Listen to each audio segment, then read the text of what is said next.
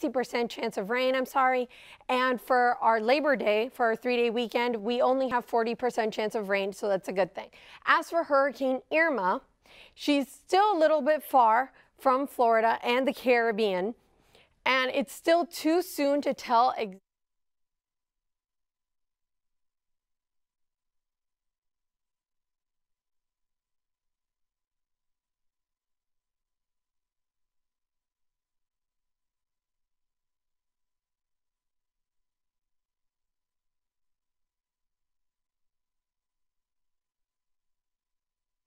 Hey everyone, welcome back to the Expansion Pack, a show where we talk about video games, anime, comic books, and much, much more. I'm Andy. And I'm Chris. This episode is our Halloween show, so stay tuned for the end of the show. As I don't know. I just normally wear this.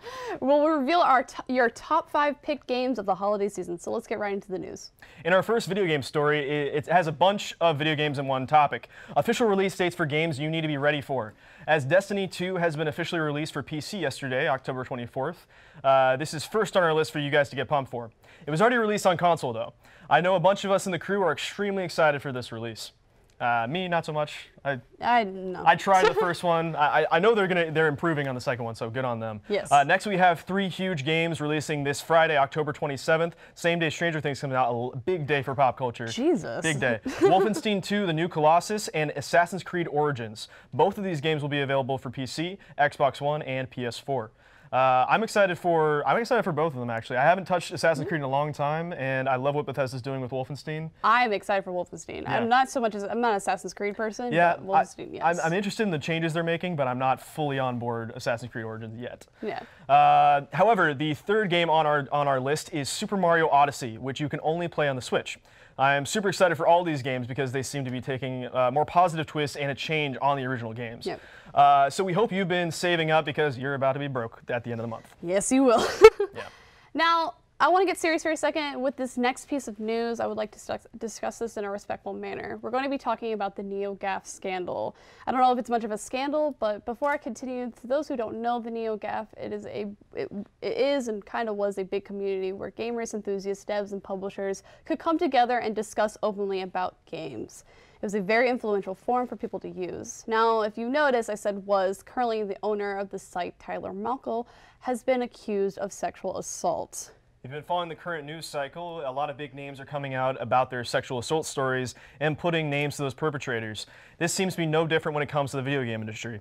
On October 21st, the allegations came to light against Malka. The site then decided to go offline on midnight that night and was offline for over 24 hours waiting for the owner to make a response. On October 23rd, he finally posted a response onto his site. It's a lengthy response, so I will only pull some quotes and leave the link for the full response below. He begins saying, quote, "An allegation of sexual misconduct has been made against me by an ex. It's not true. The individual making the accusation isn't credible. The story doesn't reconcile logically with the facts, and there's plenty of evidence and witnesses to corroborate that. It will be a process." He continues on saying he wanted to make a formal response, and the site was offline for just maintenance. He says about the team of NeoGAF, "We all become increasingly stressed and weary this year in ways even I'm not accustomed to by now, and discussions on heated news, political issues, and social issues on the off-topic side of the site have become areas no one has wanted to moderate in the open for fear of backlash or just general exposure to the inevitable toxicity." He ends his statement with saying the mods who have stayed will inform the community on the state of the site. Now, this is a lot of information and not enough information at the same time. We believe more will come out of this in the future and we'll inform you all on it. So make sure to check out the link that I provided in the description below that will have the full response of the owner of the site. Right. In lighthearted news, though, North America will be getting their own Super Nintendo 3DS XL next month. Nintendo has already released this last year in Japan, but they now have announced it will be coming to us next month. The model will be designed on the original design of the North America console. The portable gaming device will include a digital download version of Super Mario Kart. Thank goodness. The device is set to release on the 27th of November for a price of $199.99 and will be an Amazon exclusive. However, if you can still pre-order the SNES 3DX XL if you have, that's a lot of letters and numbers. If you really want to make sure you get your hands on one of these devices. I would suggest pre-ordering though, because we all know how Nintendo can be. Nintendo doesn't like to give out enough consoles for everyone. Nope, hardware, never heard of it. not enough. Now, in our last story, over the past weekend, Twitchcon happened, and a lot of things went down, some good, some not so good. Overall, the event was a success, with them having more participants and event goers as this year's shenanigans than last year. In lighthearted news, Bob Ross graced event goers with his face, knowing happy accidents are okay. A giant art piece of Bob and his painting were constructed and made from perler beads that people could assemble into a massive image and melt together with an iron. The idea came from Edward Flabberjackson, excuse me. That's a name. It's a name. Of Poke Your Eyes Out Games. He used Photoshop to assemble the image, and as much stress went into this project, the result was stunning and beautiful. Just like the Lord himself, Bob Ross. Now, more things happened at TwitchCon, which got people's heads turning. On Twitch, there's streams called IRL, which people just film themselves doing things in the world. A lot of complaints have rise from these streamers filming other non-IRL streamers and even random people in the area. Many people complain having cameras shoved in their face without permission just so streamers can get views. I know I would be annoyed by that. Twitch had to eventually tell certain people to put their cameras away. Although this part of the event seems obnoxious, overall the TwitchCon was a success. Now, that's good. If someone came up to you and was like, "Hey, like, what's up? How are you doing?" You'd get away from me. Like, have a good day. But that's all that we have this week in gaming news. Make sure to stay tuned for Matt with the comic book news. Don't go anywhere.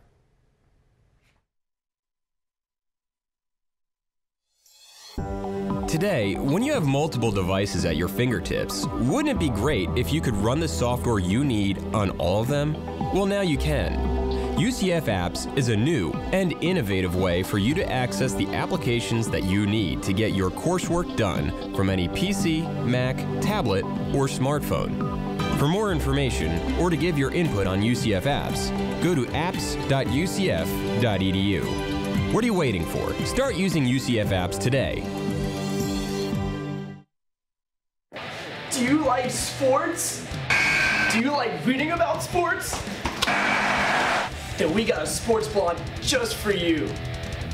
Stay on my peripherals. That's not far.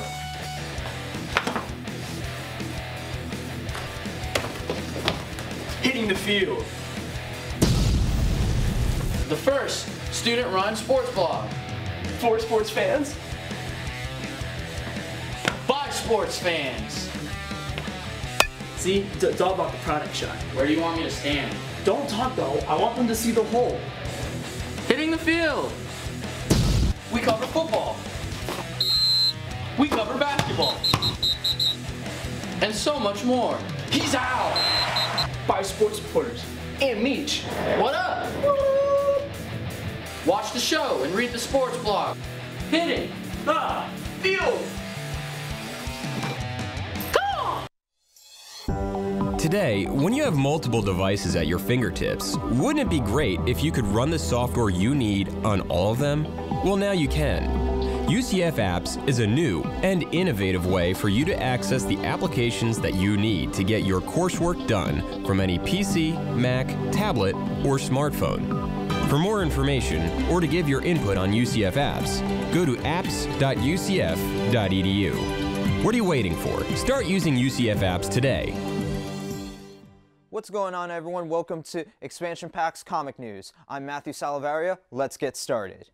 We open today with some potential cosmic horror as we finally have details of the long-awaited Earth 1 Green Lantern comic. For those of you that don't know, the Earth 1 series of books have been Elseworld stories with new interpretations of our favorite DC heroes. An interview with the writer Gabriel Hardman spoke about the book, and it will be a gritty sci-fi horror akin to the original Alien. The comic's description reads, how Jordan seeks the thrill of adventuring through space, but is stuck in a drill job mining asteroids for a private contractor, Ferris Galactus. This is until he finds a powerful green relic from the long-extinct Green Lantern Corps. And he's fully confronted by the very villains that destroyed them, the Manhunters. I myself am extremely excited, and you should be too. Earth 1 Green Lantern Volume 1 will be coming to a space sector near you March 20th next year. With Halloween already on the way, DC is celebrating with a one-shot, DC House of Horror. The comic will include a whole host of writers, both old and new, writing in this extra-sized horror anthology. The comic will feature horror tales, Martha Kent alone on a farm trying to escape an alien. And no, it's not a xenomorph or Superman. A story of a being possessed by an Amazon spirit, and a survival thriller where the last member of the Justice League is trying to make it out alive. This horror special will be haunting store shelves of yours today. Switching over to Marvel, we have a glimpse into the future of last week's Thor issue 700. Spoiler alert for those who haven't read the issue. We see an image into the future of Thor holding a golden hammer in his hands and having a golden arm. Many fans question whether this is his original hammer changed somehow to be gold, or if this is a new hammer altogether. If this is a new hammer, this could mean we aren't going to see the complete death of Jane Foster Thor that we originally are said to believe from the comics. More will be revealed in the coming months. In indie news, we have was meant to be a single, one-shot comic turning into a whole new series set to join the Archie horror lineup. That's right, folks. Jughead the Hunger will become a new ongoing series. The Jughead the Hunger tells the tale of what happens if Jughead became a werewolf. The one-shot was released back in March to huge fan love from everyone, critics and fans alike. The fan love got the book turned into a full ongoing series now, just in time for Halloween. Jughead the Hunger will be on store shelves today. Now for our special Halloween-themed poll list for today. This will be a poll list of top comics I recommend to celebrate the holiday with. We have Batman: The Long Halloween, Afterlife with Archie, the New 52 Animal Man run, one of my all-time favorites, Alan Moore's Swamp Thing classic, Chilling Adventures of Sabrina, Lock and Key, and, as we all know, The Walking Dead. That's all for today's comic news. We'll be back with more of the expansion pack right after this. Stick around. Today, when you have multiple devices at your fingertips, wouldn't it be great if you could run the software you need on all of them? Well, now you can. UCF Apps is a new and innovative way for you to access the applications that you need to get your coursework done from any PC, Mac, tablet, or smartphone. For more information or to give your input on UCF Apps, go to apps.ucf.edu. What are you waiting for? Start using UCF Apps today. Do you like sports? Do you like reading about sports? Then we got a sports blog just for you. Stay on my peripherals. That's not fun.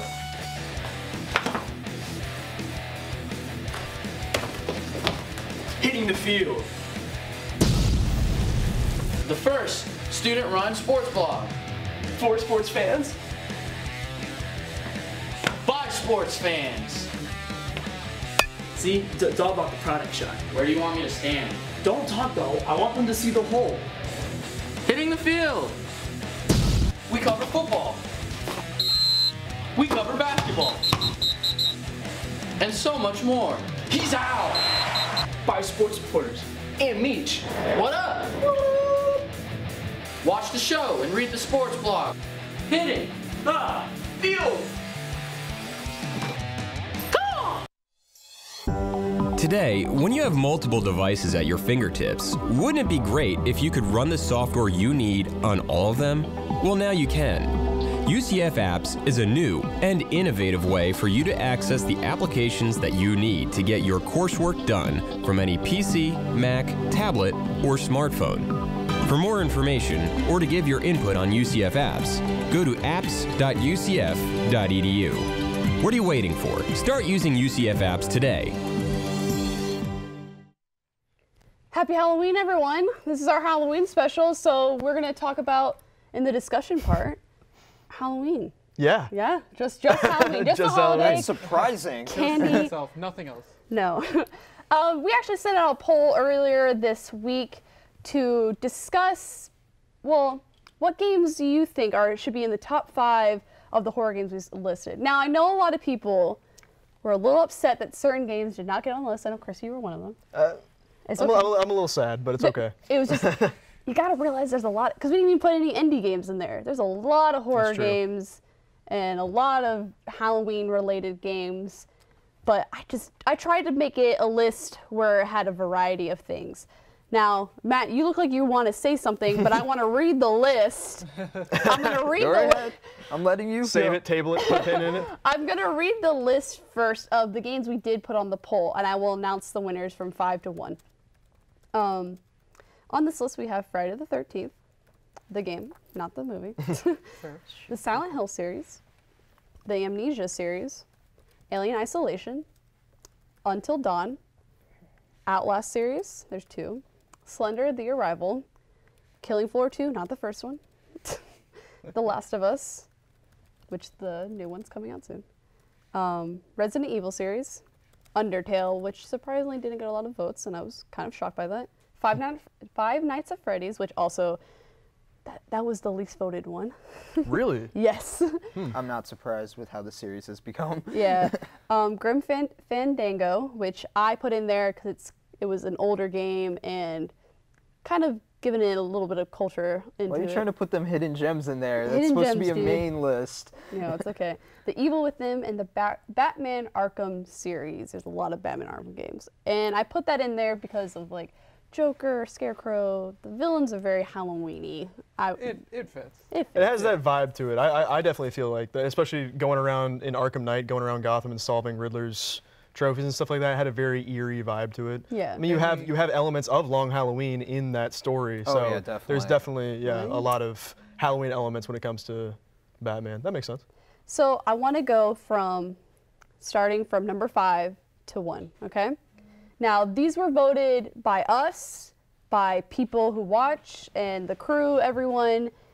And so number 5 was the Amnesia series. Oh, well, at least it made it. Yes, I voted for Amnesia because I enjoy the game. It is I played the Dark Descent. Is that? Yeah. Yes. That's what it's Yeah. called. That's Making the sure. Dark Descent. Have not played in a very long time, obviously, apparently. But what do you guys think of Amnesia being number 5? I'm glad it made the list. I'm a big fan of the Amnesia series. Side little note, I do like Soma better. Oh, They're from the yes. same creators, and that's what I wish was on the...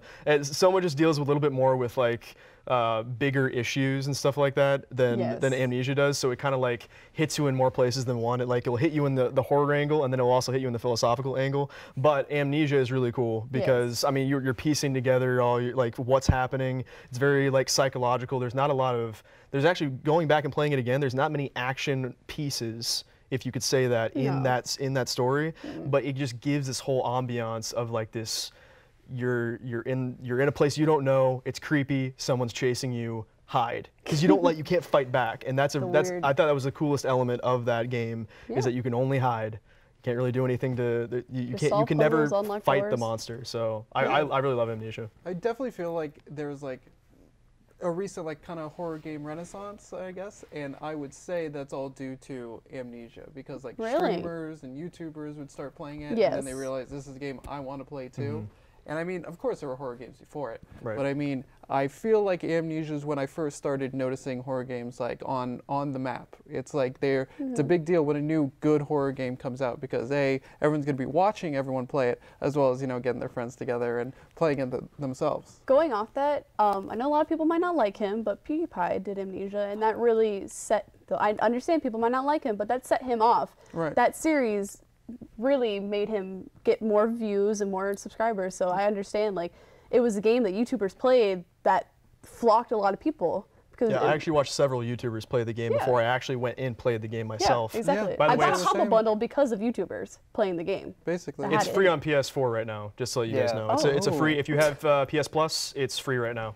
So pick that up. So definite goodbye. Let's move number on. 5 on our list. Number 5. Let's move on to number 4, Until Dawn. This is a game I have not played. So I'm up for it. I'm up for talking about it. It's really not as scary as people make it seem. Oh, well, I mean, like, scary factor aside, it is a horror game, and the coolest part about this game is that it's almost more of an interactive horror movie than it is a game. You have characters that basically follow the same tropes as all these horror movies. You've seen a horror movie where a group of college kids or high school kids get together and they go to a destination and then they start dying or something happens or something horrific happens. Same thing happens here. So it's kind of a cliche premise, but the fact that you can actually play as all 8, I think, or 8 or 9 characters, make choices. Yeah, I love that. Make choices for each of those characters. By the end of the game, you can have every single one living or every single one dead. And that's something really cool because that just gives you replayability, like so much replayability. You so I'm a big fan. Towards this game. I mean, I've like been through it. If anything, it kind of felt like a Telltale game almost for me, like because of like. It's a choose your own option, but yeah, it felt like a lot like a Telltale game, and there wasn't. Is that a bad thing? It depends on like if you want like a lot more gameplay. I mean, when it comes to horror games, I'm big into like old school stuff and hidden gems. It seems that you are a very old school, screw new school kind of person. Well, that's because like there's no like good AAA horror games anymore. Oh yeah. I mean, it's indie. Indie has a lot of There's great only horror indie games. stuff. The closest thing we had to a AAA horror game that was supposed to come out like hardcore horror was going to be PT. Oh and then it died. We had that on our list originally. Honorable mention for PT. Not truly a game. Yeah, I mean, I couldn't put it on there because it's not really a game. It's not a game. It's a playable trailer. If you look here, I brought my Silent Hill 2 and 3 and then Resident Evil 2 there. Which I was disappointed that no one voted for Resident Evil or Silent Hill.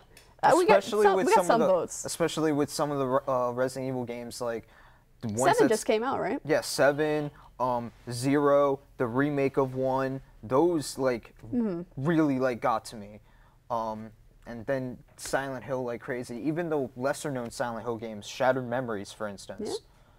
Yeah, I still have PT taking up space in my hard drive, but I'm not going to delete that thing because you can't download it anymore. Yeah, you know how much that's worth? It's my hard drive alone. It just went up all. Are you trying to pay for college, dude? Oh, cool. There we go. I figured it out. No, I still want it though. But our next on our list is a game I have played. Number 3 is Friday the 13th, the game that came in number 3. Now, this is more of a multiplayer game, and I don't know if any of you have played it. I think it's cool. There's a lot of bugs within the game. It's a new game. A lot of bugs. It's not perfect right now. It's glitchy. It is very, very glitchy. I like the asymmetrical setup that you have, that somebody is the killer, somebody is the, and then the rest is the group. We've seen that before in certain things like Evolve. I think, which one? Evolve. Evolve. Oh, yeah, I was going to say Evolve. I was going to say, I think Left 4 Dead, I think almost did that at some point for a certain game where you could play as one of the zombies versus the, like the 4 people Left 4 fighting. Dead 2, I think they did that I'm sure there was, I mean, there's plenty of mods out there one where of the you just Left 4 play as the Deads, tank or whatever. I think it's really cool, like, setup especially for a horror game. Yeah. When you're being stalked by somebody, especially when it's not an NPC, it's like a friend of yours as Jason. That adds like the horror. No, it's because you just scream at your friends and you'll be like on Discord with them or something and it's like, I'm gonna get you. I'm like, no, go away, Jimmy. Like, I'm not your friend today. Like, see, an NPC's not gonna text you that. So it's like it's like almost more scary scarier because you actually have like a real person playing that villain. Yeah. It may be a glitchy game, but it does have a lot of love apparently. I voted for it. I'm not gonna lie. I'm surprised it got so much love in it being new too. Yes. Yeah, I mean it's not a bad game. It's just it's still being worked on. Of course, and that's. And I mean I feel like this type of whatever it's called, like asynchronous gameplay or whatever, that might be asymmetrical, the wrong word. I guess. I don't know. I Yeah. just threw out a word. I think that really works well just for this idea, the idea of Friday the 13th. So what's not to love other than a working game. All right, so next on our list is number 2, which is a game I have played the first one and I only watched the second one, and it's Outlast. Oh, okay. The Outlast series. Okay. Now, I have a lot of hate and love for this game. Not because the game is bad. The game is great. I love the game. I hate it because it scared me, and it was the only game to have ever scared me in scary games, and I don't know why. Like my jump scares? No, like suspense and my heart racing, Suspense, like running, like trying to get away. And even when I'm watching YouTubers play this game, like the second one, I'm like I'm moving with them, like trying to like keep going, like run. Why are you still here? Keep going, keep going. And like when you run out of batteries and you're just kind of like, you're gonna die. Today's the day that you die. But I really love Outlast. I don't know if you guys have played Outlast. Yes. Matt, what do you think about it? It did get me with the suspense like that. Yes. Was your heart pounding? Mine was. Yeah, that was happening to me. Again, though, I'm a very psychological horror kind of person. Oh, of course. Yeah. So that's why you like Silent Hill. Oh, God, yes. That's why I adore that series. But yeah, I definitely can respect that series a lot. Like, Alan, you're the one that suggested this on our list. Yeah, I mean, as far as Outlast goes, it's probably my top as far as our list goes. I voted for it. I just really like its environments and the ideas, like where the settings take place, especially the second one. I mean, if you look at its setting, it's like set in like a bayou somewhere, and there's like this weird, almost like cult or religious group, you know, doing all this crazy stuff. It's just like the Resident Evil 7, which I also loved. It's just like basically the plot of like what was it, True Detective Season 1. Which I also love. So they all revolve around the same idea. So when Outlast 2 came out, it's the, I believe it was the latest thing. You know, Resident Evil came out first, of course. True Detective came out first. I was like, I have to get this game, and it really delivers. It's just, it only compounds on what the first game established, as far as like as antagonists, like people who you are running away from, because again, you can't, you know, attack anyone, just like Amnesia. Okay, let's get quickly our last and number one on our list. Speaking of last, it was The Last of Us actually won, which surprisingly, like, that shocked me. That I think it was because that's a game that a lot of people played, and that's why they voted for it. But it does have zombies, and there are horror Halloween. When we talk about horror games, they do different things, and they either create this suspenseful environment that really gets your heart racing. They'll give you jump scares. They'll do grotesque things, or put you in horrific choice, like put you in a place where you have to make a horrific choice between this or that or whatnot. This is one of those things that had that that suspense that kind of just layered the whole game. Is it a horror game? Like, would you package it as a horror game? I see you shaking your head no, but these are games that we play around. People obviously disagreed with you on this. I know. Do you have a good thing to say about any of the games we chose? Well, this is what I say. With The Last of Us, I say the game is amazing. Yes. I love that game. I love the storytelling in that game. Is it a horror game? No. But it's up for debate. It's up for debate. I don't think, I mean, not a lot of it is horror games. It was put in the list, I believe, not because of it being super horror-y. I think it was put because of like the intensity of the game and just the aspects around the game. Because again, it's I would say it's all about like a thriller. It's not. Okay. It's but not still horror. Relates to our theme of the week. When a zombie is like is jumping on you as Joel and biting your neck off and blood splurting everywhere, I would consider that a horror move, especially since there are zombies involved. I don't know. There's just a lot of horror elements in this game that I could classify it as a horror game. But obviously it wasn't pitched as a horror game because that's a little bit harder to pitch, I think. I think horror games, while they're becoming more popular, like you're saying, there's like a renaissance, it still has somewhat of a niche audience. So I think this is a great way, especially for our top pick, for people to get into horror films while doing something that they're a little more used to with like the Uncharted engine and whatnot. All right, well, I'm sorry to cut you off, but he really loves the game. But thank you for joining us this week. That is all. That was our top 5 that we picked, and we might add another list for you guys to play games throughout the week because you still got a week until Halloween. But I hope you guys have a spooky day. We'll see you guys next week.